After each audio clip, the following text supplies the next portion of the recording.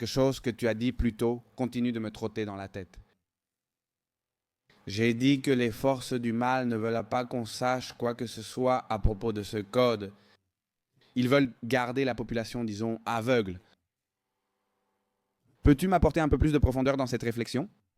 Oui, ce monde a un objectif, c'est que ton âme fasse des mérites, que ton âme se renforce, se rectifie, que ton âme devienne plus forte, que ton âme grandisse en conscience. Lorsque l'âme s'incarne dans ce monde, les kabbalistes enseignent que le corps provoque une amnésie chez l'âme. Lorsque l'âme s'incarne après avoir conclu les leçons qu'elle va avoir, elle oublie tout ce qui a été convenu en entrant dans le corps. C'est une partie du jeu et de l'entraînement. Cela te permet de générer un mérite, que ton âme génère un mérite, ici, en partant de l'ignorance absolue. Mais à travers des signes, des signaux et une force intérieure dont tu ne sais pas d'où elle vient.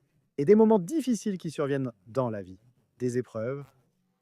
Tu commences à te soucier, à sentir te poser des questions, c'était ce que tu me disais hors caméra, des questions sincères, qui sont les vraies questions, celles qui, idéales, qui viennent de l'intérieur. Eh bien, ces questions surgissent car parce que ton âme lutte pour vouloir grandir, pour vouloir s'illuminer. T'as vu, hein? L'illumination provient de la connaissance. C'est pourquoi on les appelle les Illuminati, car ils sont éclairés par leur savoir. Ils sont illuminés grâce à leur connaissance. Pas à cause d'un plus grand potentiel spirituel, mais simplement parce qu'ils en savent plus que toi. Rien de plus. C'est ça les Illuminati. On se demande ensuite à quoi ils l'utilisent. Oui, bien sûr, évidemment. Les forces du mal jouent un rôle fondamental dans ce monde. Ce sont aussi des algorithmes, ce sont des intelligences dont la mission est d'entraîner chacun des êtres humains de ce monde. Voici nos coachs personnels. Alors, ils te font traverser beaucoup de difficultés dans ta vie pour que tu surmontes ces difficultés et que tu deviennes plus fort. C'est comme payer un entraîneur personnel dans une salle de sport, non? Pour développer tes muscles, comme les biceps et les quadriceps, afin de devenir plus fort et d'augmenter tes capacités physiques. Et on se plaint. On se plaint que l'entraîneur nous fait travailler dur, mais en réalité, c'est pour ça que je le paie. Mon but est de m'améliorer.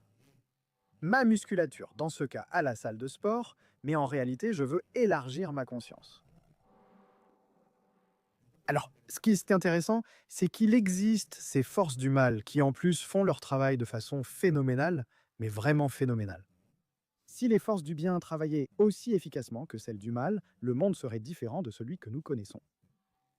Et peut-être que nous n'aurions pas la capacité de générer autant de mérites, n'est-ce pas? Les forces du mal sont mentionnées dans le Zohar, qui est le livre de la Kabbale par excellence. Et on les appelle avec un code qui s'appelle Erez Rav. Erez Rav signifie littéralement le grand soir, parce que cela fait référence en code à cela. Dans la civilisation égyptienne, on adorait des dieux païens, qui ne sont pas des dieux, mais des entités maléfiques avec lesquelles ces Égyptiens concluaient des pactes lors de rituels très sombres pour obtenir des avantages matériels. Cela se fait encore aujourd'hui, évidemment, et les êtres RAB existent toujours aujourd'hui, et ils sont bien sûr au niveau des dirigeants, des grands chefs d'entreprise, de ceux dont on peut ou non donner des noms, mais que tous peuvent imaginer ici. Un excellent exemple a été ce qu'on a appelé la pandémie, je souligne. Ce qu'on a appelé la pandémie et où l'on a vu un déploiement de moyens des RSRAV absolument inédit jusqu'à présent. Qu'est-ce que cela veut dire? Ce que cela veut dire, c'est que nous sommes tous sous cet effet jusqu'à ce que nous commencions à nous réveiller. Mais nous ne pouvons pas nous réveiller si ce n'est sous cet effet. De quoi? De quel effet concret parles-tu? L'effet du réveil, l'effet de ta conscience qui émerge à la suite de la pression exercée sur elle. S'il n'y a pas de pression, il n'y a pas de résultat, il n'y a pas d'émergence de la conscience. La conscience surgit, émerge à la suite du mécanisme de pression exercé par la douleur. S'il n'y a pas de douleur, il n'y a pas d'éveil. Les kabbalistes disent qu'il n'y a que deux façons pour que ta conscience grandisse dans ce monde. L'une basée sur la douleur, sur les coups, l'autre basée sur l'étude. Cela veut dire que si tu étudies, tu t'épargnes des coups, tu t'épargnes de la souffrance. J'insiste non pas parce que la vie sera moins difficile, mais parce qu'avec plus de sagesse, tu la vivras mieux. Le personnage reçoit des coups de bâton à répétition. Parce que ce monde est rempli de forces obscures, dont l'objectif est d'entraîner ton âme à devenir plus forte. Les forces obscures ne réalisent donc pas que leur but est de pousser l'âme à se renforcer, comme Smith avec Neo. Smith croit faire correctement son travail. Il veut seulement survivre et éliminer Neo. Mais parce que Neo représente le Maquia, Neo représente ton Messie intérieur. Le Messie n'est pas un personnage extérieur qui vient sauver qui que ce soit. Le Messie, c'est toi, c'est ton âme. Qui, en se mettant à jour, parvient à atteindre des niveaux de conscience où, littéralement, il peut esquiver les balles. Tu comprends, Raoul. En parlant de ces forces du mal, tu erras, n'est-ce pas? Tu erras? Ma communauté, mon public est très familier avec ces forces du mal. Comment se fait-il que parfois les forces du bien semblent tellement absolument inutiles? Lorsqu'il s'agit de combattre ces forces du mal, tu as mentionné les événements qui se sont produits en 2020, ce conditionnement mental si sauvage, cette expérimentation massive avec des inoculations que nous n'allons pas mentionner ici. Ils ont déjà supprimé une de mes émissions avec lui, donc je le salue. Pourquoi est-ce que cette réalité semble est dominée par eux? Est-ce que cette réalité est dominée par eux tant que tu n'exerces pas ton pouvoir? Je vais m'expliquer. Existons. On aborde ici un sujet passionnant. Comment se comporter dans la vie et comprendre qu'en fin de compte, c'est une question de responsabilité individuelle. La façon dont tu te conduis dans la vie est muy fondamentale pour que ton système immunitaire spirituel rejette absolument les attaques. Si tu as un système immunitaire physique fort, les maladies ne t'affecteront pas, les infections ne t'affecteront pas, etc. Les virus, les bactéries, que sais-je? De même, dans le monde spirituel, si ton âme a un système immunitaire fort et sans fissure.